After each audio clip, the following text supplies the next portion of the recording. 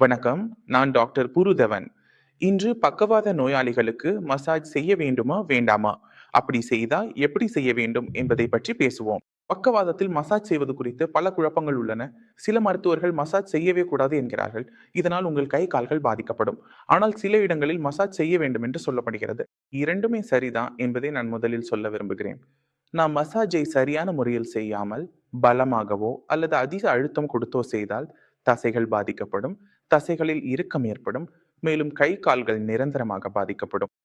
எனவே இந்த மசாஜின் தீமைகளை நான் முதலில் உங்களுக்கு சொல்கிறேன்.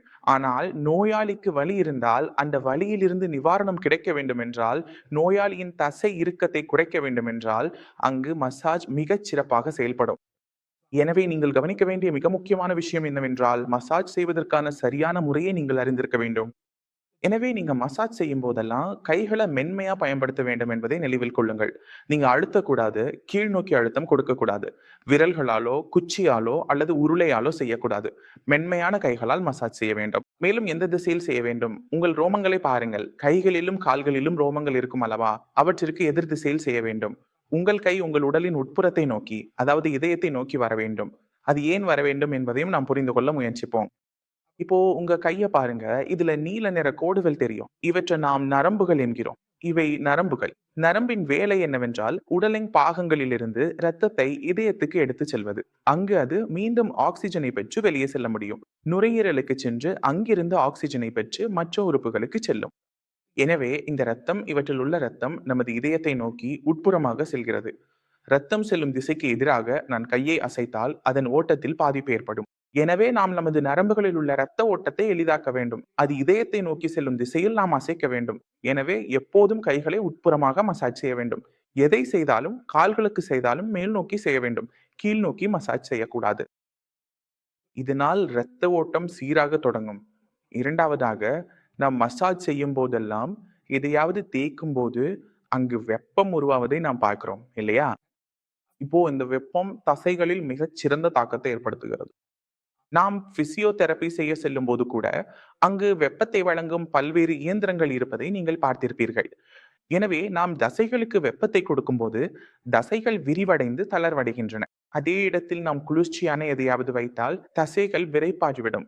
அதில் இறுக்கம் அதிகரிக்கும். எனவே பக்கவாத நோயாளிகளுக்கு வெப்பம் நல்லது. ஏனெனில் அது தசைகளை தளர்த்த உதவுகிறது. நாம் தேய்க்கும் போது, மசாஜ் செய்யும் போது என்ன நடக்கிறது? வெப்பம் உருவாகிறது. உங்கள் தோல் சூடாகிறது. அதன் கீழே தசைகள் உள்ளன. வெப்பத்தின் தாக்கம் ஏற்படும் போது அவை தளர தொடங்குகிறன. எனவே தசைகளை தளர்த்த நாம் மசாஜை பயன்படுத்தலாம்.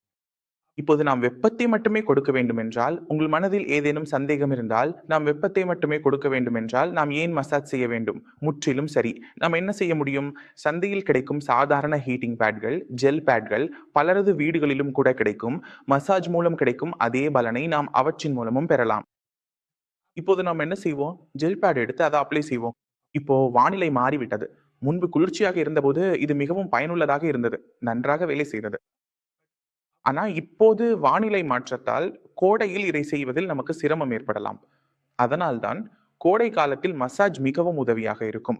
இப்போது சாய் சஞ்சீவனியில் சிகிச்சை பெற்று வரும் பக்கவாத நோயாளிகள் அனைவருக்கும் மருந்துகளுடன் நியூரோ எம் என்ற எண்ணெய் எப்போதும் வழங்கப்படுகிறது. எனவே நியூரோ எம் எண்ணெயின் நோக்கத்தையும் நீங்கள் தெரிந்து கொள்ள வேண்டும். அதன் முக்கிய நோக்கம் என்ன என்பதை நான் ஏற்கனவே உங்களுக்கு ஓரளவிற்கு சொல்லியிருக்கிறேன். அதாவது தசைகளை தளர்த்துவது. எனவே உங்கள் உடலின் ஏதேனும் ஒரு பகுதியில், உதாரணமாக தோள்பட்டையில் அசைக்கும் போது வலி இருந்தால், தசைகள் மிகவும் இறுக்கமாக இருப்பதை உணர்ந்தால் நீங்கள் என்ன செய்வீர்கள்? சிறிது எண்ணெய் தடவி ஜெல் பேடை எடுத்து அதை சூடாக்கி அங்கே அப்ளை செய்யுங்கள். அதனால் என்ன நடக்கும்? ஒவ்வொரு நாளும் இதை செய்வதன் மூலம் அங்குள்ள தசைகள் தளர தொடங்கும். தசை தளர்வடைவதால் வலி மறைய தொடங்குகிறது. தசைகளில் உள்ள இறுக்கம் நீங்கிவிடும். எனவே இந்த விஷயங்களை நீங்கள் கவனத்தில் கொள்ள வேண்டும்.